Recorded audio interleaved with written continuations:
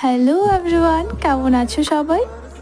তো আমি ঈদের 2 দিন পর আমার একটা ফ্রেন্ডকে নিয়ে চলে গেছিলাম ঘুরতে মালদাতে, মালদার আদিনা মসজিদে আর পান্ডুয়াতে। কিন্তু সেখানে গিয়ে জানতে পারি যে গত 2 মাস ধরে আদিনা মসজিদ বন্ধ আছে।